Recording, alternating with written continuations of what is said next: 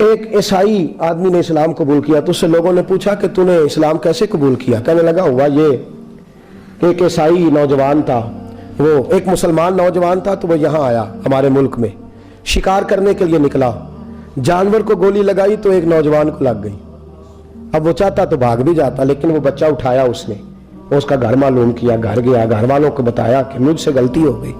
کہنے لگا نہیں، تو نے جان بوجھ کے مارا ہے۔ کہنے لگا وہ تمہاری مرضی ہے۔ کیس لگا اس کو، انہوں نے پھانسی کا حکم دے دیا۔ ایک دن وہ جو اسلام قبول کرنے والا ہے وہ ایس ایچ او صاحب ہے، انسپیکٹر صاحب ہیں اس علاقے کے، انہوں نے اسلام کو ان سے پوچھا گیا تو وہ کہنے لگے نوجوان آیا تو میری کسٹڈی میں میرے پاس اس کا کیس لگا، میں جتنے دن وہ اس کی تفتیش کرتا رہا میں دیکھتا کہ وہ بڑا دھیما ہے، نماز سے بڑی دلچسپی ہے، درود شریف سے بڑی دلچسپی ہے، قرآن پاک سے بڑا پیار ہے اور باتوں میں بڑی مٹھاس ہے۔ اور کہتے ہیں جب میں نے اس کو کہا ایک دن کہ یار تو بھاگ جاتا، تجھے کیا ضرورت پڑی تھی مصیبت کو گلے ڈالنے، مجھے پتا ہے تجھے غلطی سے ہوا، تو پہلے جانتا نہیں تیری دشمنی کیا ہوگی۔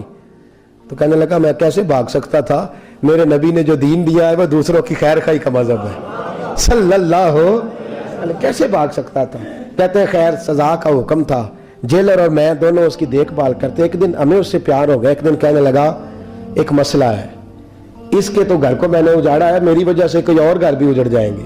کہا وہ کیا؟ کہنے لگا کئی لوگوں کی امانتیں میرے پاس، مہربانی کرو مجھے 2-4 دن کا ٹائم دو، میں وہ امانتیں دے آؤں، یا کچھ لوگ ہیں میرے جاننے والے ان کے سپرد کار ہوں۔ کہتے ہیں ہمیں اس کے سے پیار ہو گیا، ہم نے اس کو جانے دیا۔ اب جس دن پھانسی لگنی تھی اس دن وہ آیا ہی نہ۔ اب وہ جو قاضی صاحب تھے، جج صاحب تھے، انہوں نے کہا کہ پھانسی لگے گی اس جیلر کو جس نے جانے دیا ہے۔ کہ این وہ ٹائم جب جیلر کو پھانسی لگنی تھی وہ نوجوان بھاگا ہوا واپس آ گیا، بھاگا ہوا واپس آ گیا۔ تو وہ جیلر اور وہ انسپیکٹر وہ دونوں کھڑے ہیں، کہا کیوں دیر سے آئے؟ کہنے لگا کشتی میں بیٹھا تھا، اس نے ہجکولے کھائے، لوگ ڈوب گئے، میں بچ گیا۔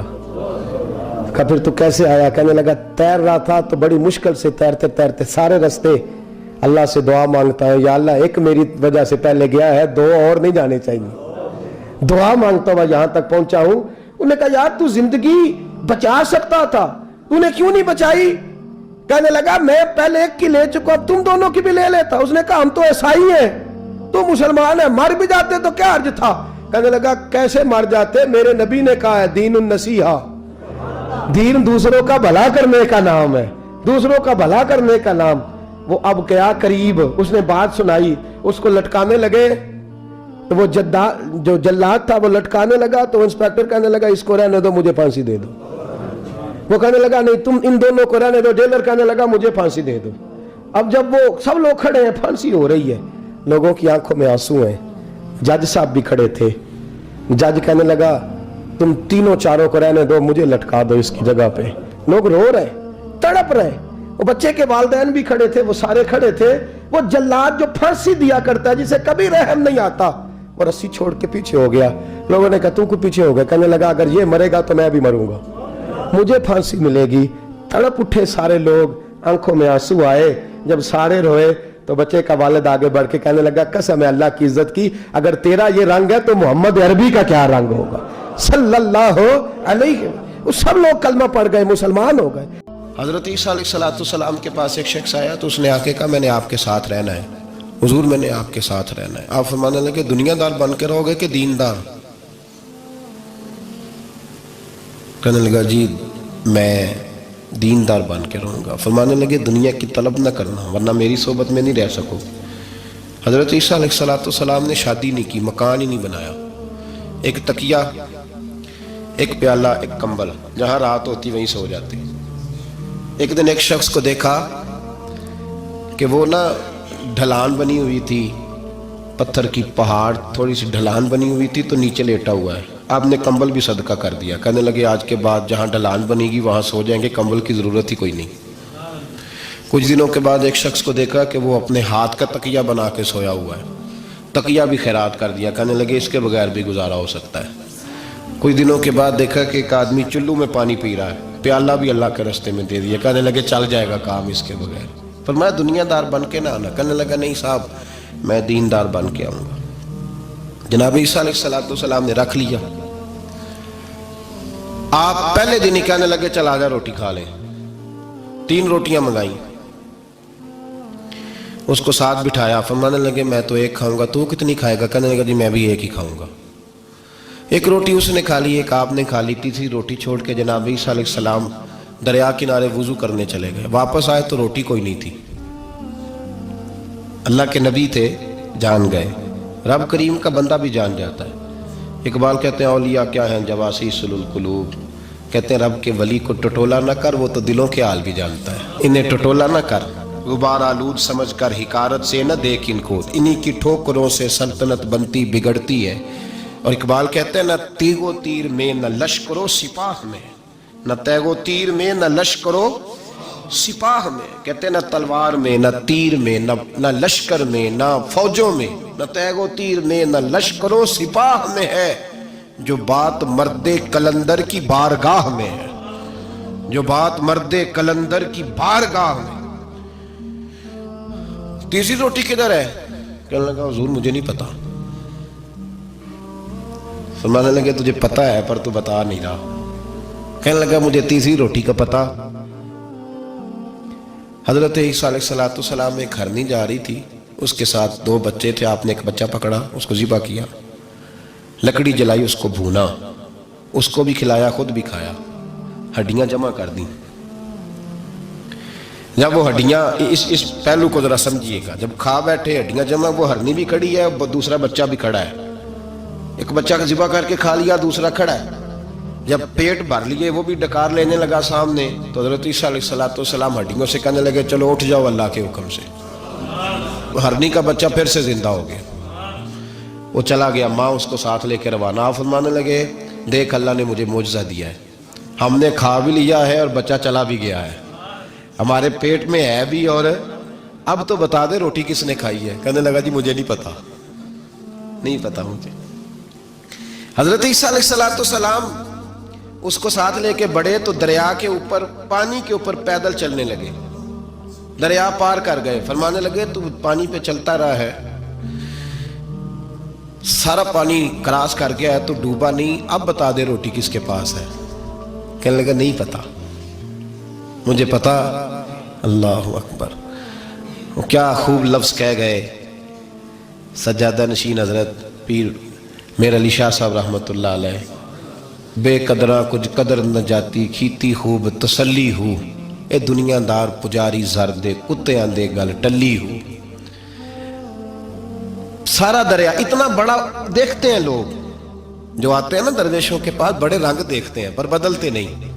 رنگ بڑے دیکھتے ہیں پر اپنے آپ کو تبدیل, وہ 5 فقیروں کسے نہیں مارے آئے ہوئی چور اندر دا ہو. دیکھتے بڑا کچھ ہے, بدلتے نہیں. نہ بدلا. حضرت عیسیٰ کہنے لگے منوا کے میں بھی چھوڑوں گا, تو مانے گا. آپ نے نا ریت کٹھی کی, ریت 3 حصوں میں ریت جمع کر لی, اور پھر اس پر کچھ پڑھ کے پھونکا تو وہ سونا بن گئی. 3 ڈھیریاں تھی ریت کی, پھونکا تو سونا بن گئی. آپ فرمانے لگے یہ سونا تیرا, 1 ڈھیری تیری, 1 میری, اور تیسری اس کی جس نے تیسری روٹی کھائی ہے. کہنا جی میں ہی کھا دی, میں نہیں کھائی. یہ تیسرا اس کا حصہ جس نے تیسری, کہنے لگا میں نہیں کھائی ہے, مان گیا. ذرا بات کو سمجھیں. پانی پہ پیدل چلا ہے پر مانا, دنیا دار ہے نا, مانا نہیں. ہرنی کا بچہ زندہ ہوتا دیکھا ہے پر مانا. دنیا قابو آنے لگی ہے تو مان گیا ہے. کہنے لگا جی میں نہیں کھائی ہے. فرمایا او بھلے مانس, تجھے کہاں تھا, دنیا داری نہ کرنا, تجھے جناب عیسیٰ کی صحبت ملے گی. پر تو ایک روٹی پہ رہ گیا یار. کہاں دنیا دار پجاری زردے کتیاں دے گل ٹلی ہو, کہاں رہ گیا. حضرت میاں محمد بخش صاحب رحمت اللہ تعالیٰ علیہ کو ایک شخص لے گیا ٹانگے پہ بٹھا کے, ٹانگے پہ. غلام رسول مہر صاحب نے لکھا ہے کہ وہ ٹانگے پہ بٹھا کے لے گیا, اور لے جا کے نا تو میاں صاحب جی حضور یہ زمین بھی میری ہے, یہ بھی میری ہے, وہ بھی میری ہے, یہ بھی میری ہے. بڑی اس نے تفصیل سنائی. تو میاں صاحب فرمانے لگے بس کر یار, میں بڑی دیر سے سن رہا ہوں کہ تیرا بڑا کچھ ہے, بس کر. کہنے لگا حضور نہیں, یہ بھی تو میں نے تھوڑی دکھائی ہے, اور بھی میرے پاس بڑا کچھ ہے. تو آپ فرمانے لگے یہ بتا تجھ سے پہلے کس کے پاس تھا. چپ کر گیا. فرمایا اس سے پہلے کس کے پاس تھا. چپ کر گیا. کیا خوب فرمایا, کیا درویشوں کا کہنے کا انداز ہے. کیا خوب رنگ ہے، اور تشبیہ کس طرح کی اعلیٰ دیتے ہیں. دانش مندہ دا کم ناہی دل دنیا نال لانا، اس ووٹی کئی خامند کیتے جو کیتا سو کھانا. اس ووٹی کئی خامند کیتے جو کیتا. یہ دکان میری ہے تو پہلے کس کی تھی؟ اس سے پہلے کس کی تھی؟ یہ گاڑی میری ہے تو اس سے پہلے کس کی تھی صاحب؟ یہ کسی نہ کسی کی تھی، اور تیرے بعد بھی کسی نہ کسی کی ہو جائے گی. اس ووٹی کئی خامند کیتے جو کیتا سو. حضرت عیسیٰ کہنے لگے تو نے ایک پیغمبر کی صحبت ضائع کر دی صرف دنیا داری کے لیے. فرمانے لگے میں نے کیا کرنا ہے سونا، تو تینوں کے تینوں ڈیریاں تو ہی رکھ لے، تیری ہیں. اور تو نے زیادتی کی، تو نے قیمت نہیں ڈالی ہماری صحبت کی. آپ اٹھ کے چلے گئے. صحرا کا علاقہ تھا، وہ شخص وہیں بیٹھا تھا. ابھی سمیٹ ہی رہا تھا کہ 2 ڈاکو آ گئے، تلواریں پکڑی ہوئی ہیں. کہنے لگے چل دوڑ جا، سونا مارا ہے. تو کدھر سے آ گیا؟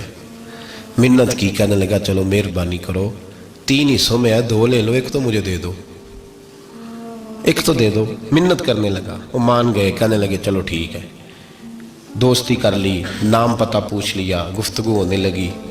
تھوڑی دیر بیٹھے تو ایک دوسرے سے فرینک ہو گئے، بے تکلفی شروع ہوئی. تو کہنے لگے بھوک بڑی لگی ہے، روٹی تو لاؤ.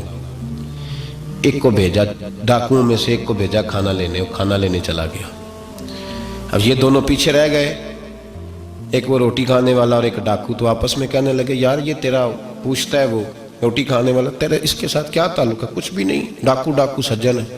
کہنے لگے ایسے اتنا سونا اسے دے رہے ہو، آتا ہے تو دونوں پکڑ کے مار دیتے ہیں اس کو، اور سونا دونوں آدھا آدھا بانٹتے ہیں. بالکل ٹھیک ہے، میرا کون سا چچا کا بیٹا ہے، چھوڑو. ویسے اس دور میں چچا کے بیٹے بھی پکڑ ہی لیتے ہیں اگر کبھی مسئلہ بن جائے تو. چلو جی فیصلہ ہو گیا. اب وہ جو گیا وہ بھی تو دنیا دار تھا نا. اس نے کھانا خریدا تو اس نے کہا میرا کون سا ان سے یرانا ہے. اس نے روٹی میں زہر ڈال دیا. اس نے کہا میں ان کو ماروں گا اور سارے سونے پہ قبضہ کروں گا. حب الدنیا راست من کل خطیہ، ہر برائی کی جڑ ہے. وہ کھانا لے کے آیا، ابھی اس نے رکھا ہی تھا، دونوں نے حملہ کر دیا، پکڑا اور مار ڈالا. وہ مر گیا. اب یہ مزے سے بیٹھ کے روٹی کھانے لگے. سیر ہو کے پیٹ بھر کے روٹی کھائی. چند لمحے گزرے تو دھڑام سے روح پرواز کر گئی. حضرت عیسیٰ 1 گھنٹے کے بعد گزرے.